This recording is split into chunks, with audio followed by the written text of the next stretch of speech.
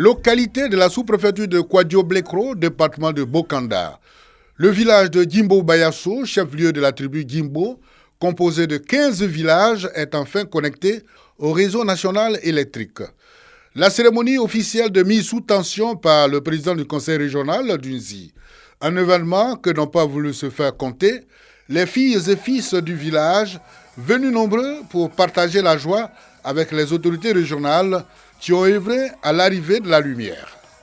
Le président de la mutuelle de développement de témoigner la reconnaissance de la population rurale de Gimbo Bayasso aux autorités du pays. Les travaux ayant abouti à l'électrification de notre village ont débuté depuis très longtemps. Mais c'est à la faveur du programme national d'électrification rurale prôneur que les choses vont accélérer pour aboutir en 2022 au raccordement effectif de Gimbo Bayasso au réseau électrique national.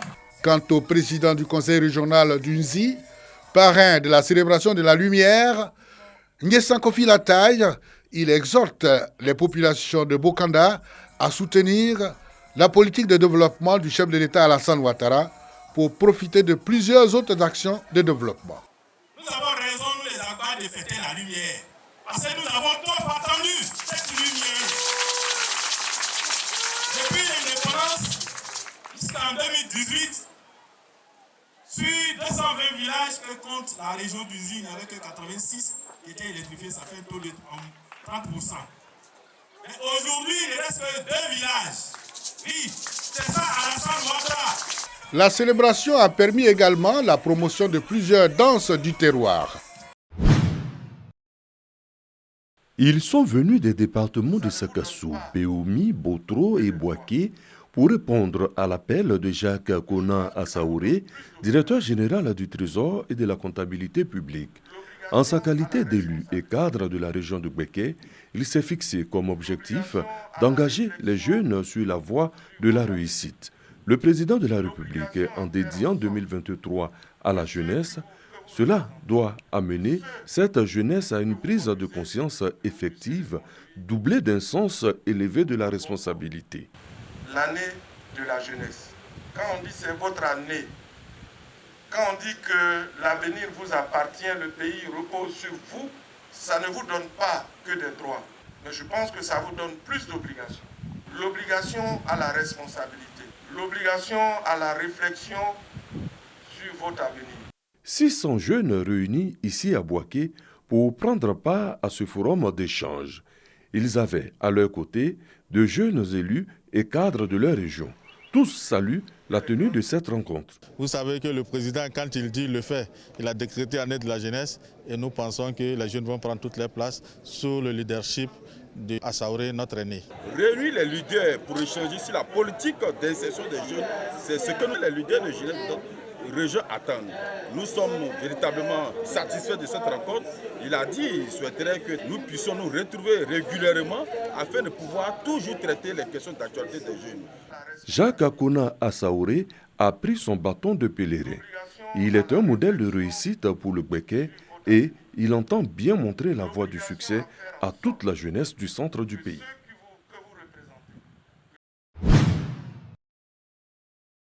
Les acteurs de la filière mangue renforcent leurs capacités à Korogo, dans le nord du pays. Une initiative du projet d'amélioration et de développement des filières agricoles, PADFA.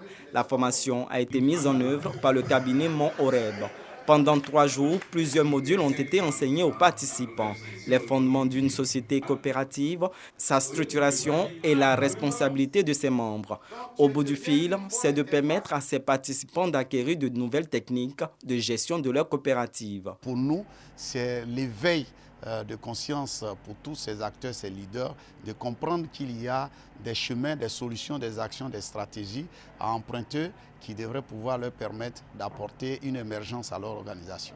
Au cours de cette formation, les participants disent avoir enrichi leurs connaissances sur la gestion durable de leur organisation. Ils s'engagent à servir de relais dans leurs localités respectives. La formation de cette fois-ci est très importante parce qu'on allait depuis les fondements même de la coopérative.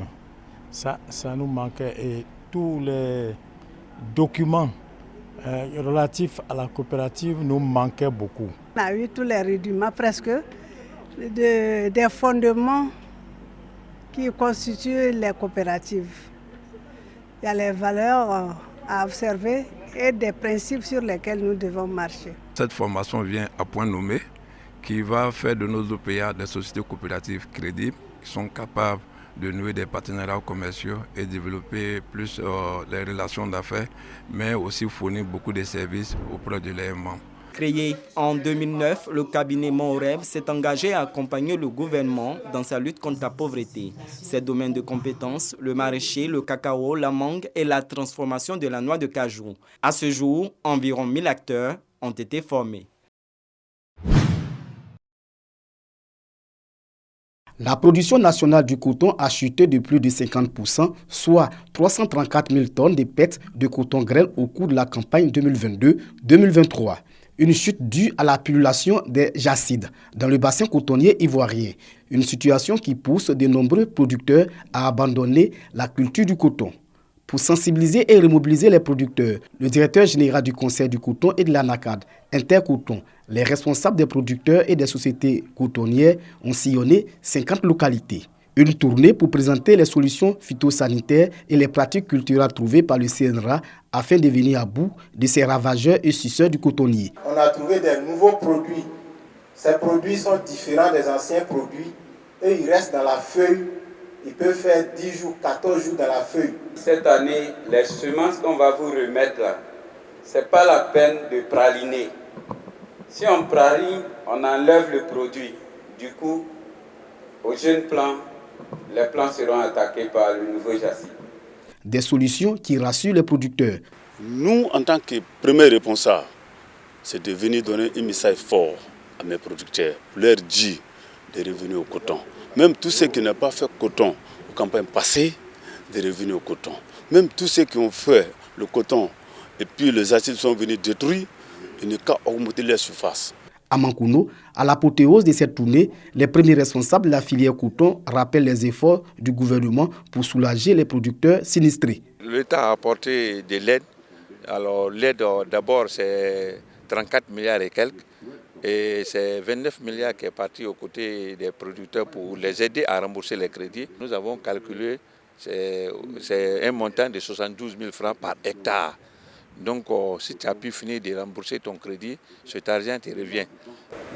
Le prix du coton, depuis plusieurs années, le gouvernement complète. La dernière fois qu'il a complété, le prix professionnel qui a été calculé, c'était 231 francs. Le gouvernement dit monter à 300 francs. Mais la différence là, le gouvernement a payé. Il n'y a pas une autre filière en Côte d'Ivoire qui est soutenue comme la filière coton. C'est pourquoi nous devons ensemble reconnaître tous les efforts que le gouvernement a fait. Le coton représente 7% des recettes d'exportation du pays et contribue à hauteur de 1,7% au produit intérieur brut. La cohésion sociale est célébrée à Teguela, village de la sous-préfecture de Séguéla, situé à une quinzaine de kilomètres, sur l'axe menant à Vavois. L'association Anouanzé, regroupant les Baoulés, Agni et Abron, résidant à Séguéla, s'en donne à cœur joie avec les populations autochtones Ourodougouka. Après une visite de courtoisie au chef du village de Teguela, Diomondi Boaké, le président d'Anouanzé, Kwasi Kounan Deni, mobilise ses membres. Nous avons nos parents qui habitent avec les gens de Teguela qui sont au Ourodougouka. Nous sommes venus les saluer pour leur dire que nous sommes ensemble. On forme un dans cette Côte d'Ivoire-là. Un repas et une séquence récréative ont permis aux participants de faire montre de leur talent de danseur. Au vu de la mobilisation, le chef Diomondi Boaké salue cette cohabitation. Je suis très content parce que si quelqu'un qui t'a mis en valeur, toi-même tu te mets en valeur aussi. Nous sommes aujourd'hui à Teguela dans le cadre des activités de la Noisette pour consolider la cohésion sociale, le vivre ensemble, la fraternité. Parce que sans paix, sans fraternité, sans cohésion, nous ne pouvons pas bâtir un pays solide. Créée en 2001, l'association Anouanzé compte près de 500 membres qui sont soit des fonctionnaires, soit des individus qui exercent des professions libérales telles que l'agriculture ou le commerce.